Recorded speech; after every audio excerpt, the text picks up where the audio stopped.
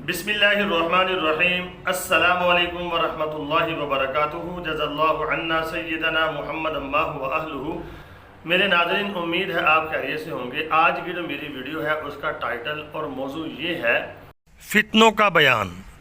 मेरे नाज़रीन, जिस ज़माने में हम जी रहे हैं, हमें चारों तरफ से फितनों ने घेरा हुआ है। फितने हमारे ऊपर ऐसे हमले कर रहे हैं जैसे बारिश बरस रही है। तो फितनों से बचा कैसे जाए और फितने ये है क्या, तो कुरान और हदीस की रोशनी में आज ये जानेंगे। तो आपके सामने पहले मैं कुरान पाक की एक आयत पेश करूँगा। पारा नंबर है 28 और उसके अंदर है सूरत तगाबुन। उसकी एक आयत है, वो आपके सामने पेश करूँगा, उसका तर्जुमा करेंगे। उसके बाद हदीस पाक को पढ़ेंगे जिसमें फितनों से बचने की एक सूरत बयान की गई है। तो आइए फिर कुरान पाक की आयत को पहले पढ़ते हैं। बिस्मिल्लाहिर्रहमानिर्रहीम। इन्नमा अम्वालुकुम व औलादुकुम फितना। अल्लाह ताला फरमाता है, बेशक तुम्हारे माल और औलाद तुम्हारे लिए फितना है, यानी एक आजमाइश है। वल्लाहु इंदहु अजरुन अज़ीम, और अल्लाह के यहाँ तुम्हारे लिए अजर अज़ीम है। अब आपके ज़हन में ये बात आती होगी कि औलाद कैसे फितना हुई, माल कैसे फितना हुआ। मेरे नाज़रीन, ये एक आजमाइश है। जो माल है, अल्लाह रब्बुल आलमीन जब बंदे को माल देता है तो माल दे के अल्लाह आजमाता है।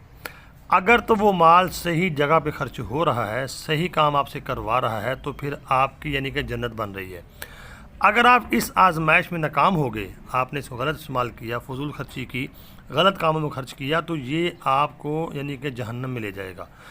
और औलाद के बारे में फितना क्यों कहा गया, ये भी एक आजमाइश है, क्योंकि इसी औलाद की वजह से, औलाद की मोहब्बत में, औलाद की यानी कि उन्स में इंसान क्या करता है, औलाद के लिए पैसा कमाता है, बाहर जाता है तो कोशिश करता है कि मेरी औलाद को हर सहूलत मिले। तो वहाँ पे उसकी आजमाइश शुरू होती है। यानी जब वो कारोबार करने के लिए जाता है तो उसके पास दो चॉइसेस होती हैं, एक अल्लाह के अहकामात के मुताबिक पैसा कमाना और एक होता है शैतानी तरीके से। तो जब वो देखता है कि ईमानदारी से पैसा कमाऊंगा थोड़ा पैसा बचेगा, तो जब बेईमानी करूंगा तो पैसा ज़्यादा बचेगा, तो इससे मेरे बच्चों की जो आसाइश है वो आसानी से पूरी हो सकेगी। तो फिर वो क्या करता है, यानी औलाद की वजह से पैसा गलत कमाना शुरू कर देता है। तो अल्लाह ने इसीलिए कहा कि तुम्हारे जो माल हैं वो तुम्हारे लिए आजमाइश है और औलाद भी तुम्हारी आजमाइश है। इसी की वजह से तुम जो है गलत पैसा कमाते हो, गलत माल कमाते हो, हराम कमाते हो, हलाल कमाते हो। तो इसलिए इसको फितना कहा गया। और जिन फितनों का हदीस पाक में जिक्र है, यानी क़यामत के करीब आएंगे, कि आपने फरमाया कि बंदा सुबह मोमिन होगा, शाम को काफिर होगा, वो बंदे के ईमान के ऊपर हमला करेंगे। ये जो कुरान पाक में जिक्र है ये तो इनफरादी एक इंसान के ऊपर है। तो अगर आप देखते हैं, मेरा जिस्म मेरी मर्ज़ी वाला एक फ़ितना उठा था, और उसके अलावा यानी कि लड़कों वाले फ़ितने आपके इल्म में होंगे, मुख्तलिफ़ किस्म के फ़ितने जो आपने कभी सुने नहीं होंगे। ये दो फितनों का मैंने आपके सामने जिक्र किया है, यानी कि एक ये मेरा जिस्म मेरी मर्ज़ी और ये लड़कों वाला फितना। और इसके अलावा फ़िल्मों में पता नहीं क्या क्या कैसी फ़िल्में आ रही हैं, हर तरफ से ईमान के ऊपर हमले हो रहे हैं। तो इसमें बचेगा कौन? दज्जाल का फितना आएगा, सबसे बड़ा जो फितना है। तो इससे बचेगा कौन? आइए हदीस पाक को पढ़ते हैं। हदीस पाक में क्या जिक्र है, ये आपके सामने हदीस पाक आ गई है। बुखारी और मुस्लिम की हदीस है। हज़रत अबू हुरैरा रज़ी अल्लाह ताला अन्हु कहते हैं, रसूलुल्लाह सल्लल्लाहु अलैहि वसल्लम ने फरमाया, अन करीब फितने पैदा होंगे, इन फितनों में बैठे रहने वाला खड़े होने वाले से बेहतर होगा, और खड़ा होने वाला चलने वाले से बेहतर होगा, और चलने वाला सही करने वाले से यानी कि करने वाले से बेहतर होगा।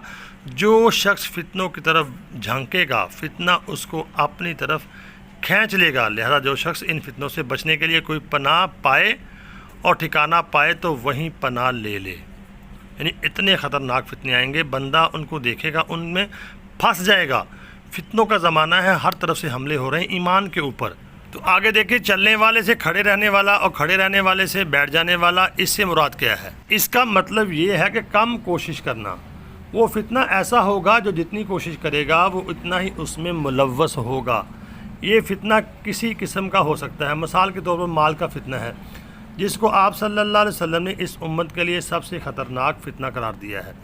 इस वक्त आलमी सूदी निज़ाम के होते हुए जो शख्स इस निज़ाम में ज़्यादा कमाने की कोशिश करेगा, यानी कि सूद के ऊपर पैसे लेना और कारोबार में यानी कि अपने आप को बढ़ाने की कोशिश करना, तो वो उसमें डूबता ही चला जाएगा।